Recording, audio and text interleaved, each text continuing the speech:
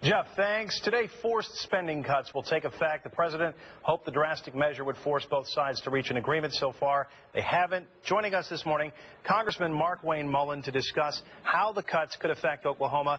Good morning, Congressman. Thanks so much for being with us this morning. First off, talk about how Oklahoma would move forward after this happens. Well, you know, the best thing about us is that we're pretty all self-reliant. And you know, my dad made a mention one time during the Great Depression that they didn't even know the Depression was going on because they just always took care of themselves.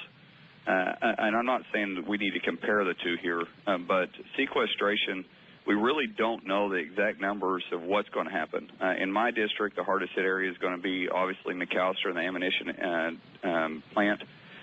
The situation up there, though, hopefully with CR, we'll be able to give the military some flexibility to actually decide where they're going to spend the money.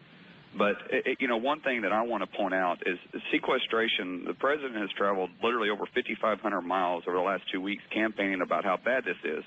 And not one time has he made the 2-mile trip to come to the Capitol to even meet with his own party. And in Monday, from his own department, the federal government released spending from 2011 because they're running behind for 2012.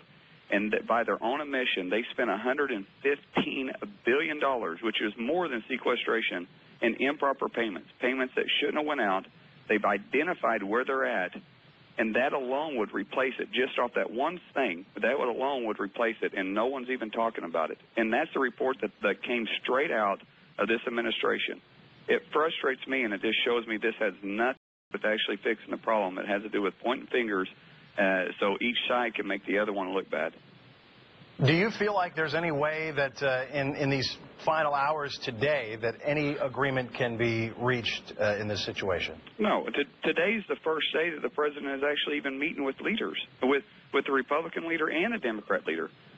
Ironically, the day that this is happening, he's finally found time to summon everybody to the White House to discuss it. It goes in effect today roughly around noon, and a deal's not going to be struck. This is going to happen, and in my opinion, this is government at its best. This is what happens when a bunch of career politicians make decisions because no one wants to lead, no one wants to make a decision, and so with sequestration happens, the White House gets to point fingers at the House.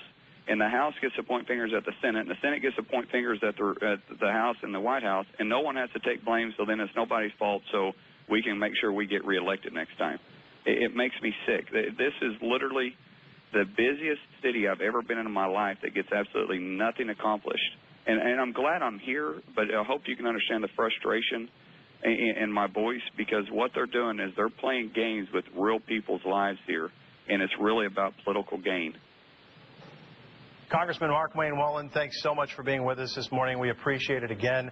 We will be talking about this topic definitely for the rest of today and the weeks to come as it does have effects on people all over the country. Thank you so much for being on with us. For more information